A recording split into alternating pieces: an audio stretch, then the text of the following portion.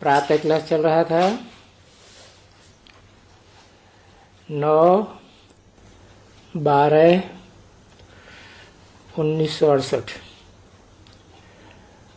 सोमवार को 9वें पेज की पहली दूसरी लाइन में बात चल रही थी कि चीन की देखा दुनी। फ्रांस वाले भी बोलते थे कि हम भी बम्स बनाएंगे, परंतु फ्रांसीसियों ने कहा अरे खर्चा बहुत लगता है ना, तो फिर छोड़ दिया। अभी बम्स नहीं बनाएंगे क्योंकि बहुत खर्चा लगता है। अरे वो भी कभी कभी बॉम्ब बनाए, परंतु उन चीन वालों के पास तो ढेर के ढेर हैं। वो तो ढेर वाले। तो बाप समझाते हैं देखो ये ढेर बॉम्ब्स बनाने वाले क्या नहीं कर सकते हैं।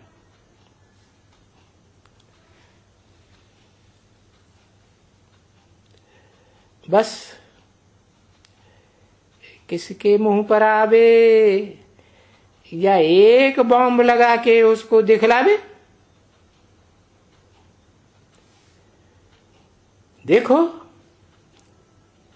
कि बॉम्ब्स क्या होते हैं।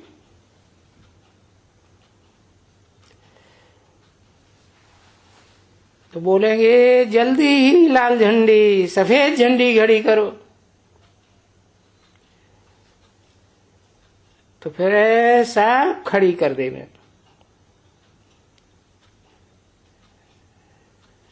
कोई एक भी बादशाही इनके हाथ में नहीं जावे।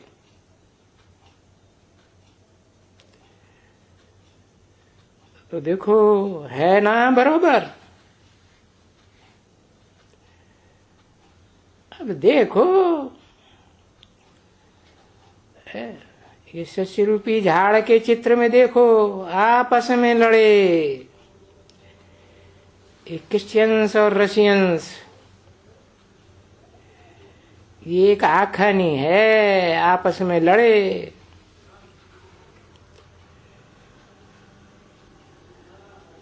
वो ये जो कृष्ण को देखते हैं ना, माता ने कृष्ण के मुख में ये देखा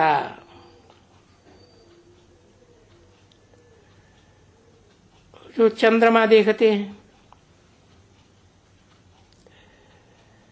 तो कोई कहते हैं वो मक्खन है, परंतु बाप कहते हैं नहीं नहीं नहीं भाई नहीं, ये सारी विश्व की बादशाही उस संगमी कृष्ण के मुख में है।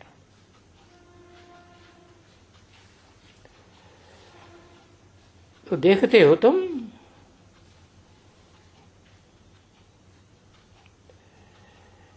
कि भाई कोई कृष्ण के हाथ में बादशाही थोड़ी ही होती है।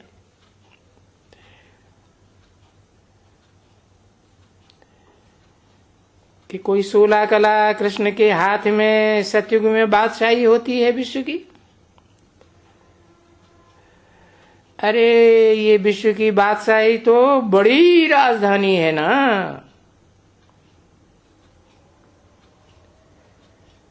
सारी दुनिया की 500-700 करोड़ मनुष्यों को कंट्रोल करने वाली।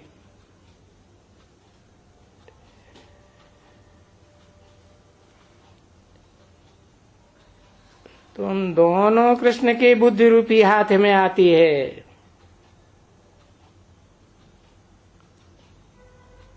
दोनों कृष्ण की साथ ही साथ प्रत्यक्षता होती है ना।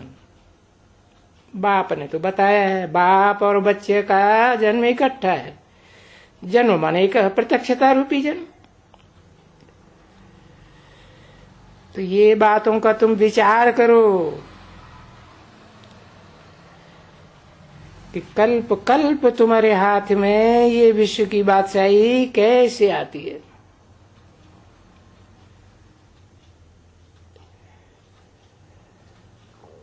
अभी ये तो तुम बच्चों की बुद्धि में कितनी समझ पड़ती है, कितनी खुशी पड़ती है। और तुम बच्चों को तो बड़ी खुशी होनी चाहिए।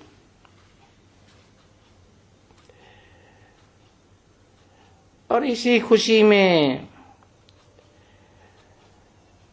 तुमको सब कुछ,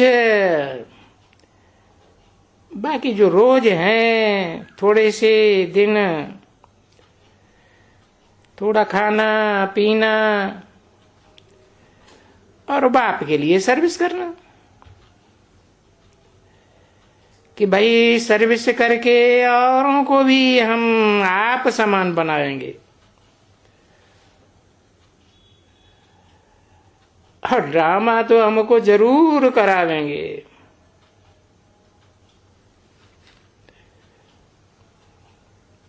जैसे अर्जुन से भी कहा ना गीता में, तू न भी करेगा तो प्रकृति तेरे से बरबस कराएगी।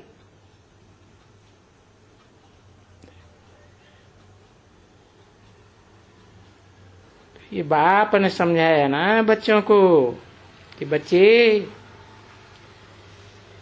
ये इतने बड़े सारे विश्व में तुम ही हो,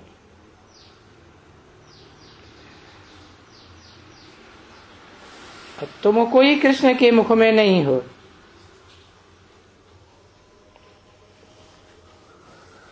तुम्हारे मुख में ये सारे विश्व की बादशाही तुम्हारे मुख में है। जिसको मक्खन कहा जाता है, और नंबरवार तुम हर एक के मुख में है। तो फिर इतनी खुशी होनी चाहिए ना तुम बच्चों को। बस इतनी कापारी खुशी के सिवाय और कोई तुमको फुर्सत नहीं है किसी प्रकार की रंज करने की, या खिटपिट होने का, या फलाना होने का, कुछ भी नहीं। बस लगातार ये तांत लगी रहे अंदर ही अंदर कि हम सारे विश्व के मालिक बनते हैं। हम विश्व के मालिक बने, कल्प कल्प बने हैं। बाबा हमको विश्व का मालिक बनाते हैं, और अभी भी जरूर विश्व का मालिक बाबा बनाएंगे। क्योंकि तुम बच्चे तो अभी हो श्मशान घाट के दर पर एकदम।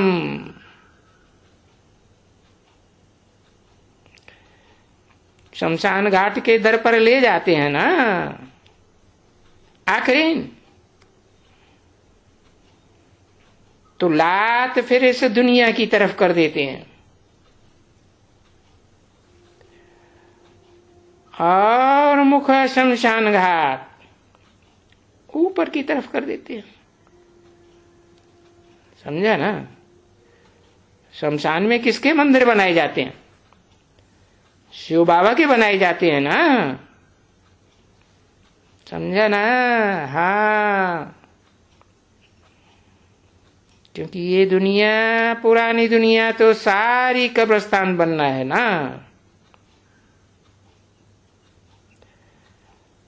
अभी भी श्मशान है, क्योंकि तुम वानप्रस्थ में जाने वाले हो ना, एकदम वाणी से परे। तुमको वाणी चलाने की दरकार ही नहीं रहेगी। वाइब्रेशन किया, संकल्प किया और ये काम संपन्न हुआ।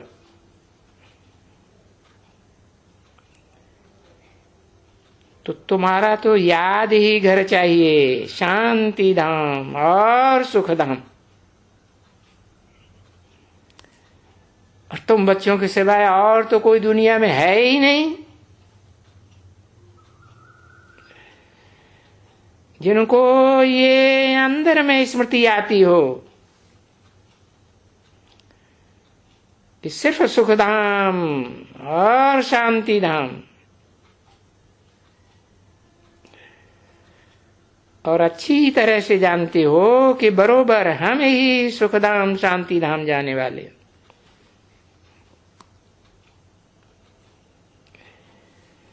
तो देखो, यहां ये बात याद रखो, तुम सभी बहुत खुशी में रहते हो है, और अगर तुम्हारी बुद्धि बाहर की दुनिया में नहीं भटकती है, पुरानी दुनिया में है, तो तुमको बहुत खुशी रहती है और तुमको नशा रहता है, नारायणी नशा।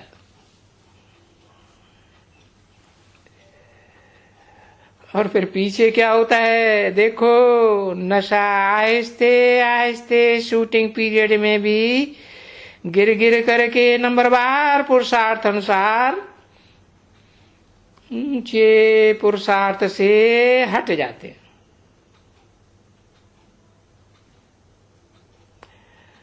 और ये जो तुम्हारा नारायणी नशा है ना, ये कोई शराब कबाब का कबाब का नशा नहीं है, ये तो अपने सुखधाम को पाने का अच्छे से अच्छा नशा है। और वो नशा फिर तुमको कल्प कल्प चढ़ता है।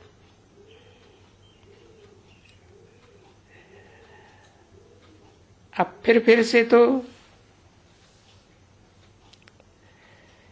जैसे कल भारत क्या था, आज देखो भारत की क्या दुर्दशा हुई है। हाँ बच्चे, टोली ले आओ, और तुमको तो यही बुद्धि में चलना चाहिए ना कि इस दुनिया का चक्कर फिरता रहता है। अरे कल तो हम सूर्यवंशी थे ऊंच वंश के, फिर एकदम हम देख देना हम चंद्रवंशी, फिर वैश्यवंशी, फिर शूद्रवंशी। अभी तो हम यही ब्राह्मणवंशी बने हैं।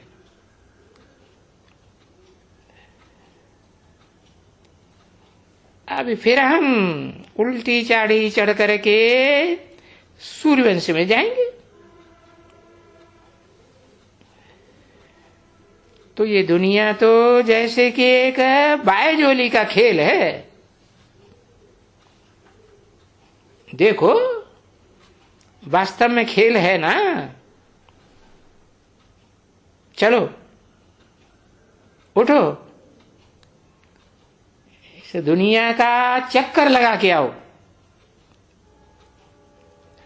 है, एक एक उठाते जाएंगे। शाबाश, वतन के और कहें कि शांति धाम और सुख धाम तुम्हारे वतन हैं,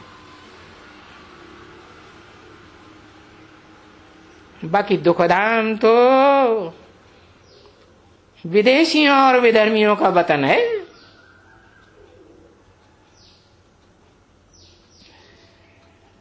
बाद में पाठ बजाने के लिए तुमको सब पराये वतन में भी आना पड़ता है, क्योंकि सारी दुनिया का चक्कर लगाना है ना। अभी देखो तुम पराये राज्य में बैठे हुए हो, राम राज्य में हो या रावण राज्य में हो,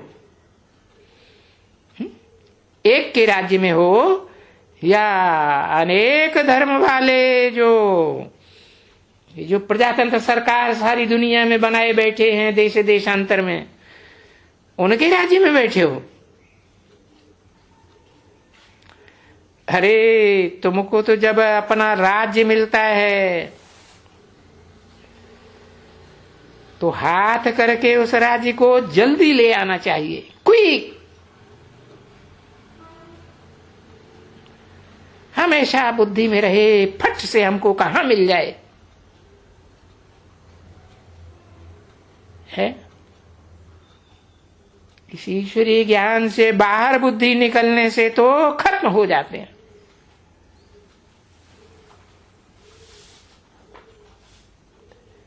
नहीं, ऐसे नहीं। एक दिन ऐसा भी होगा जो नंबरवार पुरुषार्थ अनुसार सारा दिन इसी मस्ती में रहेंगे, खुशी की मस्ती में। कहां पारी खुशी? वहां हमारी बुद्धि में रहेगा मिरुआ मौत, मलू का शिकार। ये जानवर बुद्धियों का शिकार करना है। ये सारी दुनिया जानवर बुद्धियों की हो गई ना, और ये जानवर हैं तो सही ना बरोबर। अरे जानवर से भी बदतर है। तो ये जो मिरुआ है माना जानवर, वो तो फिर जानवरों के मिसल ही ये मनुष्य मरेंगे।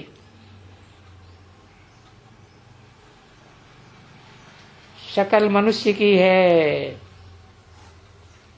लेकिन है अंदर से एकदम जानवर, हिंसक, खूंखार।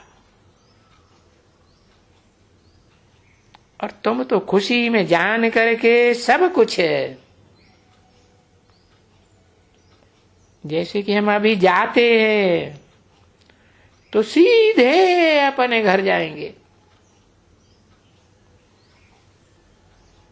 एकदम घर ही हमारी स्मृति में रहेगा। एक शिव बाबा, दूसरा न कोई। वो हमारा गुरु भी है, हमारा बाप भी है, हमारा टीचर भी है, सदगुरु भी है। और हम आत्मा है ना, ये शरीर तो नहीं जाएगा। तो इस बात का हमको तो ज्ञान है ना कि शरीर विनाशी है, आत्मा तो अविनाशी है। तो हम ये विनाशी शरीर छोड़ करके जाता हूं एकदम अपने शांति धाम में।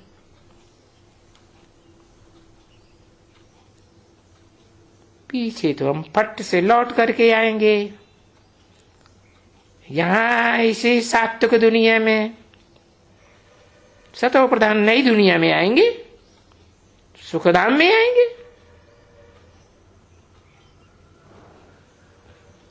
तब तलक ये सब ठीक करके और ये पुरानी दुनिया होगी तो जरूर ठीक ठाक ना। अच्छा, मीठे मीठे, क्योंकि बाप तो बच्चों का संपन्न रूप देखते हैं ना, है वर्तमान अधूरा रूप थोड़े ही देखते हैं। तो मीठे मीठे बच्चों को सिकील दे, बच्चों प्रति जो बहुत समय से बिछड़े हुए होते हैं तो उनसे सिक सिक बड़े प्यार से मिला जाता है। ऐसे सिकील दे बच्चों के प्रति रूहानी बाप का, क्योंकि रूहों का बाप तो एक ही परम पिता है, जिनका नाम एक ही पक्का है, शिव। मन कल्याणकारी, सदा कल्याणकारी, सदा शिव। और दादा का, दादा को रूहानी दादा नहीं कहेंगे। क्या वो दादागिरी दिखाने वाला रूहानी दादा है कि जिस्मानी है, देहंकारी है? हाँ, तो दादा का दिल बजान सिख और प्रेम से याद, प्यार और गुड मॉर्निंग। और रूहानी बाप की किसको नमस्ते, किसको नमन करते हैं? मीठे मीठे रूहानी बच्चों को नमन करते हैं। है कड़ुआ बोलने वाले हैं, कड़ुई बातें करने वाले हैं, दुखदाई कर्म करने वाले हैं, उनको बाप कभी नहीं झुकते। नमस्ते बमस्ते करने का तो सवाल ही नहीं। ओम शांति।